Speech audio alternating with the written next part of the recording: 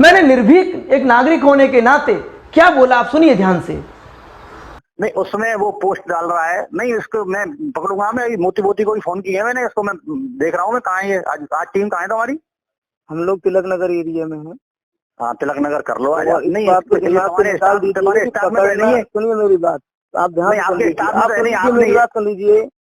आप इस टीम को पकड़ना, धमकाना दिमाग से निकाल दीजिएगा तपस। नहीं अगर दिमाग में धमकाना हुआ तो घर आ जाऊंगा, 1 मिनट लगेगी मुझे। अरे आपका मैं नौकर नहीं हूँ, आप राजनीति करते हैं, समझ में आया ना? आपकी मैं कह रहा हूँ, आपने क्या कहा उस लड़के को? उठवा दूंगा। आपने आपकी रिकॉर्डिंग मेरे पास सुनो, और मंत्री संतरी सब जेब में रहते हैं मेरे में। नहीं, और चोर लगाना हो ना, आप धमकाने की कोशिश मत करना मुझे। मेरा नाम देवमित सिंह है। मैंने कल ही बताया था, किसी वार्ड में घुसने से पहले परमिशन की कोई आवश्यकता नहीं मुझे। अरे तो हमने भी नहीं कहा था, मैं कह रहा हूँ। फिर आप क्यों राजनीति कर रहे हैं इस बात पर? ये जनता हमारी है, हम बचाएंगे। अगर तुम में इतनी क्षमता थी तो इन लोगों के लिए पहले व्यवस्था करते आप। बताइए मिस्टर अमित देव जी। हाँ, सिस्टम से बात कीजिए आप। आपने उस राकेश को क्या बोला? आप लड़कों तो उठवा देंगे मेरे टीम मेंबर्स को? बताइए आपने कहा था, आपने क्या कहा पिस्टल रखता हूँ मैं? आपने क्या कहा पिस्टल रखता हूँ? अरे पास होंगे, अपने वार्ड में होंगे आप।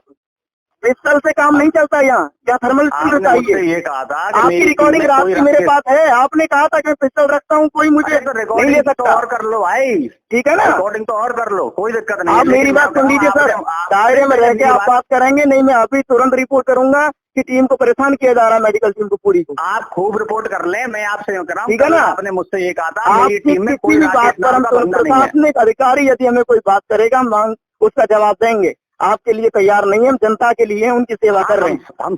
मेरा रंग दे बसंती चोला। सुना आपने, इन्होंने कहा कि हमसे 2 थर्मल स्कैनर मांगे गए, ये कभी मेरी होड़ नहीं कर सकते। थर्मल स्कैनर तो दूर, इनके पास इतना भी दिल नहीं है कि किसी को 1 गिलास पानी तक पिला देते। हमारे टीम मेंबर्स इनके साथ थे। आप देखिए मैंने देश के लिए क्या किया और संजय शुक्ला ने क्या किया। मेरा जो काम है वो पूरा देश देखता है। मैंने जब मेरे देश के नागरिक सड़कों पर भूखे चल रहे थे, उनके पास खाना नहीं था, पैरों में छाले पड़ रहे थे, उस टाइम मैंने अपनी पत्नी के जेवर बेच करके लोगों को सेवाएं दी, खाना दिया। प्रतिदिन 3000 लोगों तक मैं पहुंचा। संजय शुक्ला हमें चैलेंज कर रहे थे, मैं ये बात आपको कभी नहीं बताता, लेकिन आज जब ये आरोप मेरे ऊपर लगाए गए तब मुझे ये बात मजबूरीवश बोलनी पड़ी है। संजय शुक्ला ने कहा कि ये थर्मल स्कैनर देने से पहले संस्था निस्वार्थ भाव से काम करने का वादा करके आई थी और आज पैसा उगा रही है।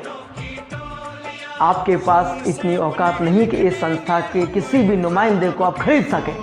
थर्मल स्कैनर तो देना बहुत दूर की बात है पार्षद महोदय।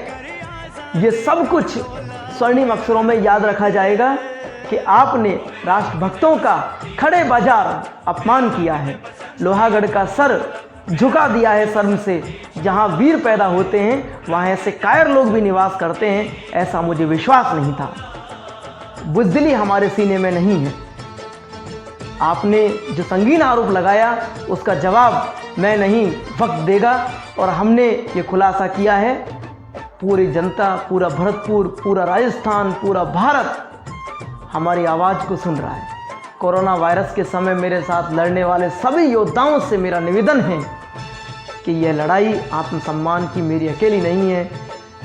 ये राजनीतिक नुमाइंदे अपने राजनीतिक लाभ के लिए किसी भी हद तक जा सकते हैं। मेरा पूरे प्रशासन, भरतपुर वासियों, मेरे प्रदेशवासियों और देशवासियों से हाथ जोड़कर निवेदन है कि मेरे साथ लड़ाई लड़ने वाले किसी भी कोरोना वॉरियर्स योद्धा के साथ कुछ भी गलत होता है तो उसके लिए पूरी तरह से जिम्मेदार। ये जो अखबार में नाम प्रकाशित हुए थे, रामेश्वर सैनी पार्षद, मिलन अग्रवाल और संजय शुक्ला और एक पार्षद महोदय जिससे हम मिले ही नहीं थे कभी, कपिल फौजदार, ये सब जिम्मेदार होंगे। अगर हमें खरोंच भी आती है तो ये लोग हमें आहत करने के लिए किसी भी हद तक गुजर सकते हैं। मेरी आप सबसे यही प्रार्थना है कि हमारे मान सम्मान को लौटाने में हमारी मदद कीजिए और ईश्वर आपको हमेशा खुश रखे। जय हिंद, जय भारत, वंदे मातरम। और ये लड़ाई इंकलाब लाने तक हम लड़ेंगे।